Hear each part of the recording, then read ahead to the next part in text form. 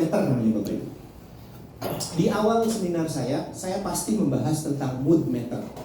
Kenapa disebut mood meter? Metode ini digunakan dalam kecerdasan emosi. Bapak Ibu tahu ya kecerdasan emosi? Tahu ya, pernah dengar ya? Atau mungkin sudah belajar? Emotional intelligence. Jadi emotional intelligence ini bukan tentang marah. Ya, belum banyak yang paham. Wah, dia itu lagi emosi, marah gitu. Benar Bapak Ibu ya? Kalau di kantor ada orang suka marah-marah, temperamen, Anda pasti label orangnya dia emosian, dia suka marah, betul ya? Padahal emosi itu tidak hanya marah. Emosi sedih, bahagia, cemas, takut, khawatir, ya, itu juga emosi Bapak Ibu yang ada dalam diri kita. Kan kita jarang kalau kita ngomong ada teman kita nangis, sedih banget karena ada orang-orang yang dicintai meninggal, dia nangis sudah nggak peduli sama orang lain, lalu dia nangis, kita ngomongnya gini, dia lagi emosi nangis. Ada begitu? Ada apa? Nggak ada. Udah lagi emosi khawatir.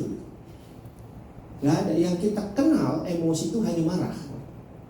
Maka sekarang Bapak Ibu, reaksi Anda di kantor itu akan menentukan dari mood Anda, merupakan kombinasi dari state of mind, kondisi pikiran Anda dan energi level Anda. Saya bisa lihat Bapak Ibu dari gaya duduk Anda hari ini. Meskipun saya nggak bicara sama Anda, cukup lihat gaya duduknya aja. State of mind dan energi level Anda sudah ketahuan. Nggak usah dirubah. Karena nanti kembali lagi ke aslinya 5 menit lagi. Di sini ada warna Bapak Ibu ya. Namanya mood. Mood itu tahu Bapak Ibu ya? Ada orang ke kantor mood-moodan, pernah dengar gitu? Dia orangnya moody gitu. Ya, ternyata ada meternya. Segala sesuatu bisa diukur karena ada pengukurnya. Sesuatu tidak bisa diukur karena tidak ada pengukurnya. Jadi mood meter, silakan Bapak Ibu pilih dari 4 warna ini. Menurut Anda, malam hari ini, Anda mau pilih satu warna yang mana? Syaratnya 2. Pertama, tidak ada hubungannya dengan warna kesukaan Anda. Anda suka warna favorit hijau, kuning, lupakan dulu. Ya, apalagi Anda artikan warnanya. Merah artinya apa? Perspektif baru ya. Merah artinya berani. Merah berani, agresif ya. Kenapa kalau di masyarakat kita banyak ada lampu merah mau terobos? Karena merah artinya berani. Gas aja lagi dikit. Ya, nggak boleh ya, ada hubungannya itu. Yang kedua nggak ada hubungannya dengan warna-warna yang berkaitan dengan politik, nggak ada. Ya, silakan Bapak Ibu pilih, nanti kita akan buka satu persatu. Tidak ada salah benar, tidak ada cocokologi, ya. Namun kita bisa menarik benang merahnya nanti. Silakan kita voting. Siapa di ruangan ini yang milih warna merah hari ini? Ada 1, ada 2 orang merah. Bapak merah juga? 3 orang. Warna kuning? Kuning ada 1, 2, 3, 4, 5, 6, 7, 8 orang kuning. Warna hijau? 3. Kuning, Anda bahagia, semangat dan senang hari ini. Yuk hitung lagi sampai 3, mulai. 1, 2, 3. Warna ungu ini lagi bosan, sedih, perasaan baperan. Yang nggak ada ya? Nggak ada yang hebat, tepuk tangan dong buat Anda semua. Kita lagi sampai 3. 1, 2, 3. Hijau, Anda tenang, segar, puas.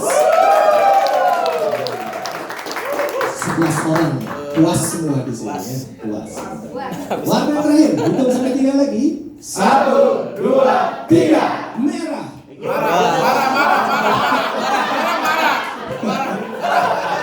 Merahnya agak gelisah ya, mulai gelisah. Oke. Nah, ini digunakan di mana Bapak Ibu?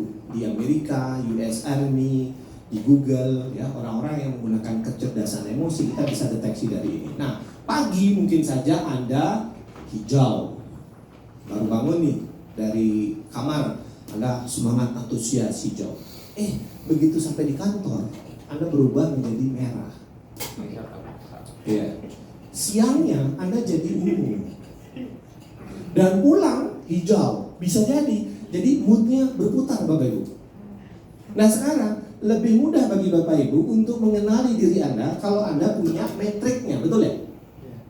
Nanti kalau sampai rumah, lihat pasangannya. Wih, lagi merah. Anda sudah tahu, dia lagi kesal, lagi gelisah. Oh, dia lagi hijau, lagi kuning gitu ya. Anda bisa tahu. Nah, Bapak Ibu, ini penting ya.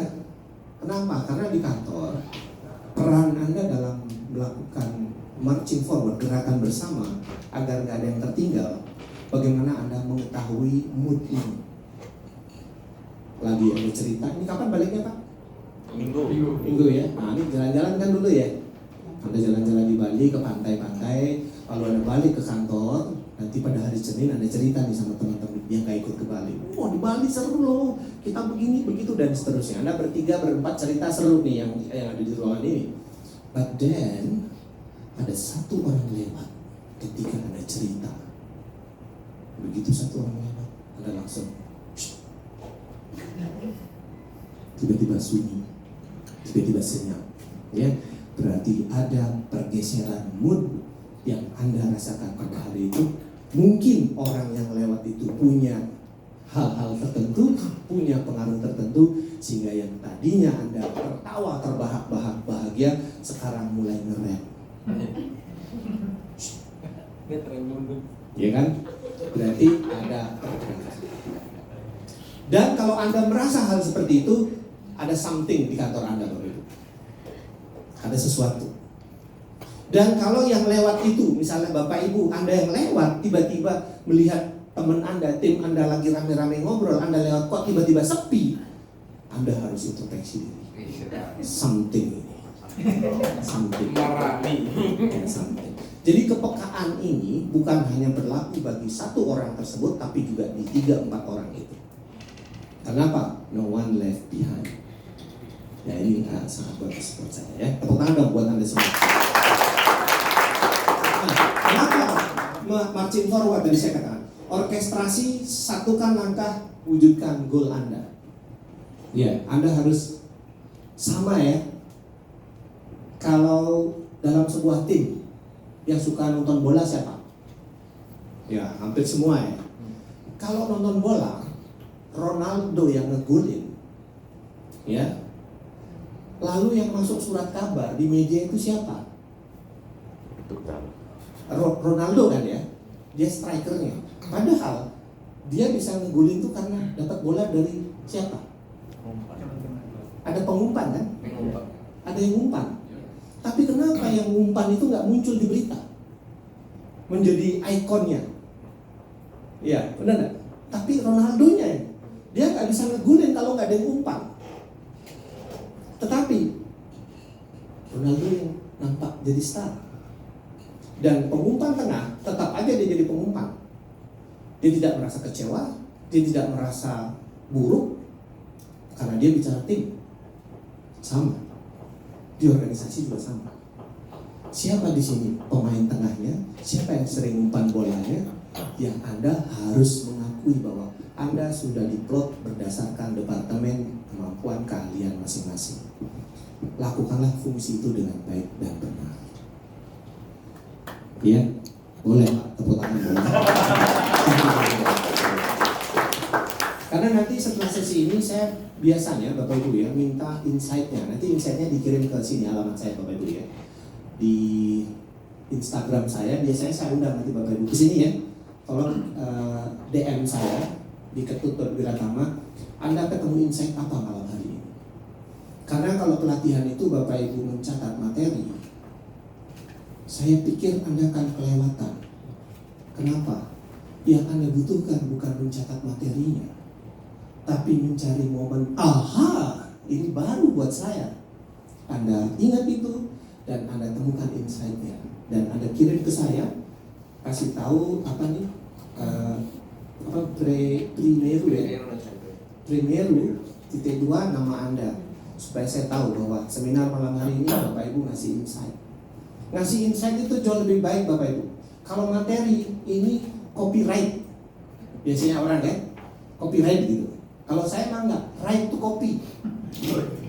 Silahkan sebarkan sebanyak-banyaknya. Bapak Ibu, saya kasih yang mau free. Jadi jangan fokus sama slide saya, tapi fokuslah, slide ini bagus, aha, langsung begitu. Dan ingat jangan peduli temannya, ya. Pokoknya aha dan nanti di kamar tes. Super tim lah, ya. Bakat dari 5C Bapak Ibu. Pertama apa? Karakter. Anda tahu karakter teman Anda di sini? Tahu ya? Sebagian tahu. Ada karakter teman Anda yang kalau datang di kantor pagi hari itu jangan ditanya dia. Kalau ditanya dia marah tuh. Iya. Itu ada karakternya. Ada karakter orang kalau datang itu rame Bapak Ibu. Dari parkiran udah ribut. Woi pagi, hello kabar. Hello ngapain aja lu ya? Rame, udah kita tahu nih karakternya. Ada karakter orang yang silent. Tiba-tiba nongol aja di kantor. Nggak banyak ngomong, nggak ada komen. Ada aja dia gitu. Dan dia tahu everything they know, but they don't talk. Ya, nanti saya bahas di otak. Itu silent. Itu sama dengan orang di sosial media Bapak Ibu. Di sosial media itu banyak silent reader. Anda tahu silent reader? Anda posting di Facebook, di Instagram, sosial media, dia nggak kasih like, nggak kasih komen, tapi tahu Anda itu ngapain. Dia tahu. Nah, besok, hari ini Anda posting di Bali, ya. Posting di Facebook, sosial media, teman Anda di sana nggak ada kasih komen, nggak ada kasih like. Tapi ketika kembali ke tempat Anda, nggak ngajak-ngajakin ke Bali. Lalu Anda nanya, tahu dari mana? Tuh di Facebook. Oh, silent reader. Silent reader. Dia tahu, ngikutin Anda terus. Ya Bapak Ibu, maka penting sekali mengetahui karakter. Yang kedua apa C-nya? Kompetensi. Nah kalau saya boleh tahu Bapak Ibu di departemen apa aja di sini? Bapak? Teknik. PU. Operasional. Oke, Bapak? Sama. Teknik. Operation juga. Berarti ada operation. Setelah operation apa lagi? Marketing. Oh, ada marketing juga? Oh, marketing kerjanya ngapain nih? Cari pelanggan. Cari pelanggan. Oke. Marketing yang kerjanya apa? Setelah marketing apa lagi? Finance. Setelah finance? Korsek. Korsek. Setelah korsek? Ada lagi ya? Raimundo. Safety ya. Oke, di sini ada orang marketing, ada orang finance, ada orang operation gitu. Dan ini kan harus disulam Bapak Ibu ya. Jadi operation bisa jalan kalau ada pelanggan kan gitu kira-kira. Kalau orang marketingnya nggak melakukan fungsinya, maka organisasi mandul. Mandul ya. Sekarang pertanyaan, gimana cara orang marketing di era digital ini mampu melakukan penjualan, melakukan negosiasi, melakukan presentasi yang menghipnosis? Sehingga ketika orang ragu sama Anda itu jadi yakin Bapak Ibu. Bagaimana mengubah penolakan menjadi keyakinan, menjadi penerimaan. Sehingga klien Anda itu seperti kerbau dicucuk hidungnya. Bisa angkat tangan Bapak Ibu? Bisa? Bisa ketahukan? Oke. Sekarang pada hitungan ketiga bisa turunkan, langsung katakan yes 3 kali. Ya, 1, 2, 3. Yes. Nah, itu dia. Kenapa Anda angkat tangan? Karena disuruh. Saya nggak ada nyuruh, Bang. Saya cuma bertanya. Bisa angkat tangan? Jawab aja bisa atau tidak. Nggak usah angkat tangan. Ini kan benar kan enggak? Kecuali saya ngomong ini, Bapak bisa mengendalikan orang. Dan orang itu nggak sempat Bapak Ibu. Kenapa? Karena di otak mereka critical factornya udah bypass. Ya, kalau Anda ketemu sales, dia ngomong, Pak bisa lihat KTP? Jangan mengeluarkan KTP. Ini pertanyaan bisa atau tidak. Begitu Anda tergopoh-gopoh ngeluarin KTP, maka pertanyaan kedua muncul. Bapak barangnya mau dikirim ke rumah atau ke kantor? Manapun Anda jawab artinya beli. Itu namanya ilusi pilihan. Ilusi pilihan. Ya. Jelas Bapak Ibu? Komunikasi kuncinya nanti. Terakhir misalnya. Yang kedua, creativity. Orang yang punya pengalaman, punya kompetensi, keahlian, pasti kreatif. Pasti kreatif. Kalau skill aja kagak punya Bapak Ibu, pengalamannya terbatas, nggak mungkin kreatif, boro-boro ngomongin inovasi. Ya, SDM, kalau saya kemarin di postingan saya tulis SDM, banyak perusahaan ngomong sama saya, Coach Wira, SDM itu adalah aset. Setuju saya bilang. Marketing dan sales adalah ujung tombak. Sangat setuju saya bilang. Cuman saya mau tanya, seberapa sering ujung tombaknya diasah? Kalau nggak pernah diasah, tumpul Bapak Ibu, karatan, nggak bisa menghujam, nggak bisa membunuh. Ya, jadi kalau Bapak Ibu mau belajar ilmu komunikasi di marketing, wah itu keren banget. Ya, dimana sekali ngomong orang akan percaya sama Anda. Ada tekniknya Bapak Ibu. Kenapa orang banyak belajar public speaking sebenarnya? Belajar public speaking bagus, tapi kalau Anda tidak mengerti fundamental komunikasi, ya ngeblend lagi. Karena di public speaking paling banter Anda diajarin gestur, postur, pitch control, intonasi, berpakaiannya, which is good, bagus. Tapi kalau Anda fundamentalnya nggak tahu, beda. Kalau Anda belajar public speaking sama saya akan ajarkan Anda ada 5 fundamental yang Anda harus lakukan, bahkan berdiri di sini tanpa teks pun Anda bisa bicara dengan berwibawa, berkarakter, dan mampu meyakinkan orang. Setelah Anda tahu 5 pola ini, barulah pitch controlnya diatur, barulah intonasinya Anda mainkan, barulah body language Anda gunakan. Impact-nya akan lebih dahsyat Bapak Ibu.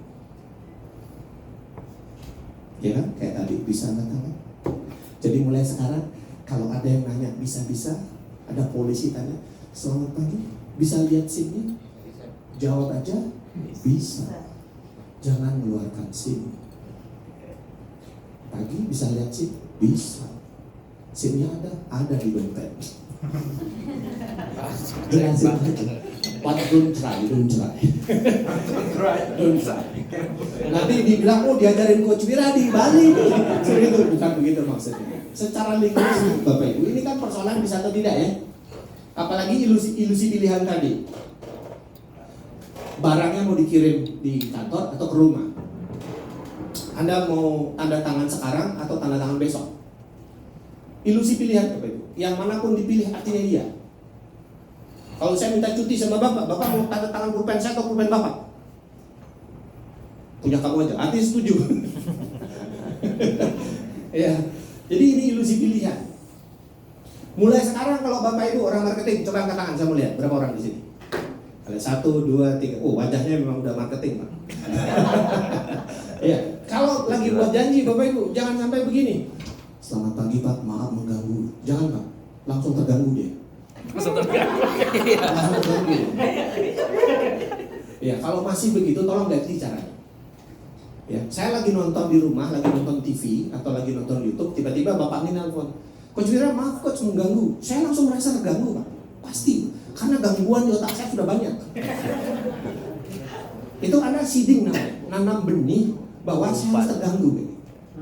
Tapi beda kalau bapak ngomong, Pak izin, saya mau nelfon 5 menit. 5 menit bilang. Besok saya ketemu bapak jam 10 atau jam 2. Sambil saya bawakan informasi dari Pertamina ini. Kalau 5 menit lama atau pendek? Pendek. Minta 5 menit Pak. Kalau perlu saya minta waktu 3 menit Pak. Oh ya boleh kata dia. Lalu kasih ilusi pilihan. Bapak mau saya jumpai jam 10 atau jam 2? Mikir dia. Oh kalau jam 10 saya masih briefing rapat, jam 2 lah. Baik Pak, nanti jam 1 saya telepon lagi untuk mastiin saya jam 2 datang. Oke ya Pak ya, datang. Gak ada gangguan Pak, jangan ganggu-gangguan. Ya. Lihat ya, begitu Anda ngobrol di sana 3 menit, kalau bagus presentasi Anda, mungkin Anda bisa di sana setengah jam sampai 1 jam. Tapi beda ceritanya kalau Anda ngomong, Pak izin saya mau presentasi 1 jam. Lama banget. Ya, lamaan Pak. Pak izin 3 menit saya mau menyampaikan hal-hal penting terkait ini. Saya kan 3 menit nggak mengganggu kesibukan Anda. Bapak saya bisa jumpai jam 10 atau jam 2. Hari ini atau besok. Gitu ya. Sambil saya minta telepon. Ingat, yang nelpon jangan sering nanya-nanya, ganggu. Jangan minta maaf, orang Anda nggak salah. Pak, minta maaf Pak. Izin Pak, mengganggu. Udah mengganggu minta izin lagi. Itu cara komunikasi yang maksudnya baik tapi caranya salah gitu. Ya, caranya salah. Mulai sekarang kasih ilusi pilihan. Yang punya anak di rumah kasih ilusi pilihan. Siapa yang punya anak kecil di rumah di bawah 7 tahun? Iya kan? Sulit nggak kasih tahu mereka sekarang? Karena Anda semakin ngotot bilangnya, Dek mandi Dek, nggak mandi dia. Apalagi lagi pegang YouTube, nonton, main game, nggak bisa. Kasih ilusi pilihan. Dek mau permen atau es krim sambil mandi sekarang? Es krim, tarik tangan, mandi dia Pak. Mandi dia. Ya, daripada Anda teriak-teriak, Anda stres jadi orang tua. Ya, apalagi ngebandingin, dulu bapak kalau sekolah harus nyapu dulu, jalan jauh gitu kan. Dia ketawa sama Anda sekarang. Siapa suruh lahir dulu? Ya, ya sekarang beda Bapak Ibu. Parenting di zaman sekarang ini perlu menggunakan teknik komunikasi yang baik. Maka kolaborasi bisa terjadi kalau Anda ketemu C yang kelima, yaitu komunikasi. 7% komunikasi kita verbal Bapak Ibu. Jadi kalau orang marketingnya nih, Anda presentasi di sini, anggap nih calon klien Anda, gimana dalam waktu 3-9 detik Anda bisa bicara meyakinkan? Itu nggak perlu belajar public speaking Bapak Ibu. Orang belajar public speaking belum tentu bisa bicara 9 detik atau 3 detik pertama langsung gigit. Kira-kira gimana cara? Anda dikasih waktu 9 detik. Pertanyaan saya, yang sering nonton YouTube, kalau ada iklan, berapa detik Anda bisa skip? Setelah berapa detik baru bisa skip? 3, 5, 9 ya. Baru Anda bisa skip. Kalau enggak Anda dipaksa suruh nonton. Tapi kalau ternyata iklannya bagus di 3 detik, 6 detik, 9 detik pertama, Anda dengan ikhlas nonton itu. Berarti kunci pertamanya adalah dalam sebuah komunikasi, 7% itu adalah komunikasi verbal Anda. Sekarang kalau misalnya Bapak nih, boleh sharing Pak ya? Kalau Bapak jelasin bisnis Anda sama klien Anda gimana Pak cara? Apa yang Bapak lakukan? Ya, jalin hubungan dulu Pak. Ya, anggaplah sudah terjalin Oh, sudah. hubungannya, ya. Apa yang Bapak jelasin pertama kali? Bapak butuhnya apa? Bapak butuhnya apa? Gitu ya. Langsung aja. Ya. Jadi Bapak Ibu yang perlu Anda perhatikan pertama kali adalah membangun trust itu kan penting ya. Membangun trust, kepercayaan itu penting. Gimana caranya membangun kepercayaan dengan cepat dalam sebuah komunikasi? Melalui 7% verbal, apa yang Anda katakan langsung dipercaya. Anda pernah bertamu ke rumah orang, lalu dia di ruang tamunya itu ada fotonya dia, entah foto wisudanya, entah foto di Monas, entah foto di Menara Eiffel, dan seterusnya. Anggaplah ada satu keluarga lagi fotoan di depan Monas, di ruang tamu. Lalu Anda datang ke sana. Dan Anda ngomong gini, dalam hati, alah Monas, saya sudah ke Eropa bola-balik. Bukan itu persoalannya Bapak Ibu. Orang yang masang foto keluarga, foto dirinya di ruang tamu atau dimanapun, itu orang-orang butuh pengakuan dan penghargaan. Cepat akui kalau Anda mau dipercaya sama orang itu. Wah, foto di Monas Pak, keren banget. Kapan nih Pak ya? Ya Anda udah tidur di Monas sudah biasa saking seringnya gitu. Persoalannya kan berbeda. Tapi dia sampai majang fotonya, dia butuh pengakuan dari orang. Nah selama ini nggak ada yang ngakui Pak. Jadi semua pebisnis yang datang ke dia nggak ada yang ngakui. Bapak nih tiba-tiba ngakuin Pak. Ah ini asik nih orang pertama ini, ngakuin saya. Kan gitu ya. Itu cara melakukan pacing agreement Pak. Melakukan persamaan. Kalau saya tanya Ibu ya, Ibu makanan favorit apa Bu? Mie goreng. Kalau saya beda Bu, saya capcay. Nyambung nggak saya sama Ibu? Dari makanan aja beda Pak. Nggak mungkin saya closingin dia. Jadi kalau Anda ketemu calon klien Anda, samain. Ibu suka apa? Mie goreng. Sama Bu, saya juga mie goreng. Kapan-kapan kita makan bareng mie goreng ya? ada tuh di sana mie goreng enak. And then Anda pulang 2 hari setelah bertemu, Anda kirim pesan sana. Bu, masih ingat Coach Wira yang kita suka makan mie bareng? Oh iya, saya ingat. Anda membuat orang itu ingat sama Anda. Kalau Anda nggak ada pemicunya, mie gorengnya, Wira siapa ya? Kemarin ada juga Wira dari sana. Ini Wira yang mana Pak? Gitu. Banyak Bapak Ibu. Benar ya? So, send the message sehingga orang itu mudah mengingat Anda. Gitu Bu ya? Oke. Jadi komunikasi berapa persen tadi? Sebab? Yang kedua adalah intonasi. Yang belajar public speaking biasanya dipakai ini. 38% intonasi. Misalnya di rumah nih, ada pintu, ada yang ngomong gini, Mary, main yuk. Itu usia berapa yang manggil?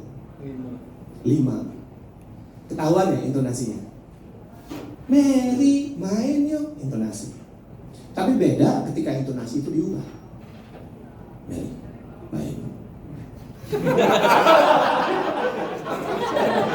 Ketawa dewasa. Bukan anak-anak lagi kan? Kalimatnya sama, intonasi berbeda, maknanya berubah.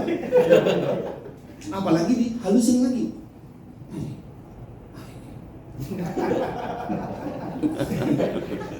Jadi hati-hati sama intonasi. Ya, intonasi penting. Sekarang ikuti saya. Ikuti lawan katanya. Intonasi kita ngomong intonasi. Kita buktikan benarkah intonasi ini berperan penting. Kalau saya bilang maju, Anda bilang mundur. Tapi intonasinya perhatikan ya. Siap? Siap? Ikuti setelah saya. Mulai. Maju. Mundur. Kanan. Kiri. Kanan. Atas. Bawah. Jatuh. Bangun. Salah. Jatuh. Bangun. Hah? Bangun. Salah. Ulang yang kompak, yang keras, yang kenceng ya. Intonasinya. Mulai. Maju. Mundur. Kanan. Kiri. Kiri. Kanan. Atas. Bawah. Jatuh. Bangkit. Jatuh. Bangkit. Bangkit. Benar ya, tepuk tangan dong buat temannya. Nah. Lawan kata jatuh apa? Hah? Lawan kata jatuh apa? Salah. Lawan kata salah? Lawan kata salah? Oh, pertanyaan. Bukan lawan kata salah, bukan Iya. Benar. Ya? Salah. Benar ya? Iya. Kenapa Anda bingung? Oh iya, karena setiap hari kan kita ucapkan Karena intonasinya dirubah. Sekali lagi ya. Iya. Maju. Mundur. Kanan. Kiri. Kanan. Atas. Bawah. Jatuh. Bangun. Benar. Iya kan? Salah. Karena saya bilang Benar. salah, Anda bingung. Kok salah ya? Bangkit. Nah, begitu kan? Iya. Kayak intonasi dirubah, Bapak Ibu. Ya. Kayak belum semua ngerti nih. Satu benda dilihat sama orang tua Anda, dia ngomong gini, terus naik, naik. Pertanyaan saya, Anda naik atau turun? turun lah. Bapak turun ya? Iya. Berapa usianya Bapak? Iya, usianya Bapak ketahuan. Kalau yang jawab tadi itu naik, itu beda tuh, kelahirannya beda. Tapi ketika Anda naik pohon, ketemu orang tua, naik yang tinggi terus, naik. Anda tiba-tiba tanpa dosa turun gitu. Usianya ketahuan, Pak. Ya.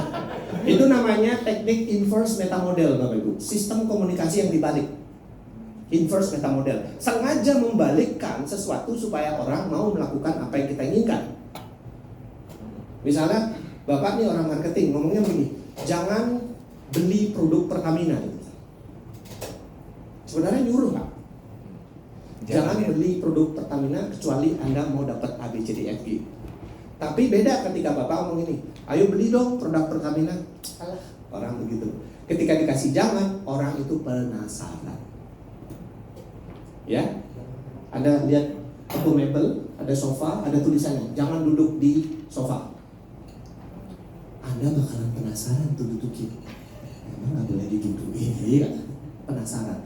Semakin dilarang, semakin Anda penasaran. Maka kata jangan itu sebenarnya maknanya positif. Jangan lari. Tambah lari. Bu, jangan lupa bawa KTP besok. Besok datang, KTP-nya mana? Lupa gitu. Karena Anda ngomong jangan lupa. Di balik kata jangan, di belakangnya adalah lupa. Yang diingat lupanya. Karena Tuhan mendesain otak kita positif, bukan negatif. Jadi kalau Anda nyuruh orang, kasih jangan depannya. Dulu waktu anak saya masih kecil-kecil ya, kalau naik mobil sering keluar gini ya, jendela gitu. Saya bilang, jangan masukin kepalamu sekarang. Jangan masukin. Kan dari nongak-nongak, suruh masukin. Jangan keluarin kepalamu malah gitu, malah keluar dia gitu. Ya. Oke, itu komunikasi 38%. 55% body language Bapak Ibu. Bahasa tubuh. Ya, paling tinggi. Kalau Anda ngomongin Bapak Ibu, kami dari Pertamina sudah mengalami pertumbuhan 70%. Atau Anda ngomongin, Bapak Ibu kami dari Pertamina sudah mengalami pertumbuhan 70%. Lebih enak yang mana? Pakai body atau enggak? Body ya, itu maksudnya. Kalau Anda menekankan hal-hal penting, tangannya begini.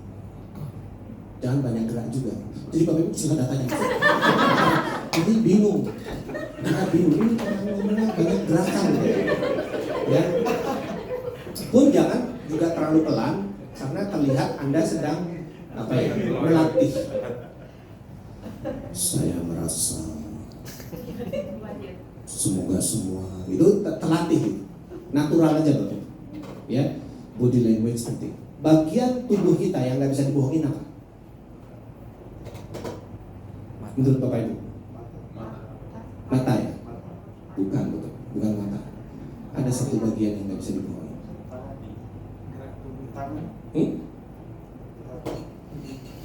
Bapak Ibu kalau ada interview, tadi duduk begini, nah tuh, ngapain tuh bro? Kakinya ngapain? Jahit. Jahit. Kaki bagian tubuh yang nggak bisa dibohongin Bapak Ibu. Mata bisa dilatih untuk berbohong. Karena ada namanya teknik eyes assessing cues, bagaimana mengolah pola gerakan mata untuk bisa mengelabui orang. Saya pernah buat konten di YouTube iseng aja cara mendeteksi kebohongan. Ternyata yang nonton hampir 2 juta. Berarti saya berasumsi banyak orang dibohongi. Lalu ada yang komen sama saya, Coach Wira terima kasih kontennya bagus sehingga saya bisa menipu dengan lebih baik. Iya kan? Selalu ada pisau bermata dua. Ternyata dia pasangan saya begini selama ini gitu kan. Nah, buat orang marketing penting sekali untuk mendeteksi. Kalau Bapak Ibu belajar ilmu ini, cara mendeteksi kebohongan menggunakan eyes assessing cues sama representational system, Anda pulang pelatihan saya bisa mendeteksi siapapun bohong atau tidak. Yang gampang ya, materi saya selalu langsung bisa dipraktekkan, nggak perlu nunggu besok. Hari ini, detik ini Anda praktekkan langsung efek. Yang misalnya WA Anda nggak dijawab sama orang, telepon nggak diangkat-angkat. Setelah acara saya, Anda tulis WA-nya begini, saya sudah tahu, titik-titik, kirim sama orang. Jangan kaget kalau dia telepon Anda balik. Kamu tahu apa? Jawab lagi, pokoknya sudah tahu. Nih sekarang Anda di Bali, pasangan Anda di Timor Leste. Coba kirim WA, saya sudah tahu. Kalau dia itu berbohong sama Anda, nutup-nutupi sama Anda, malam hari ini tidurnya tidak nyenyak.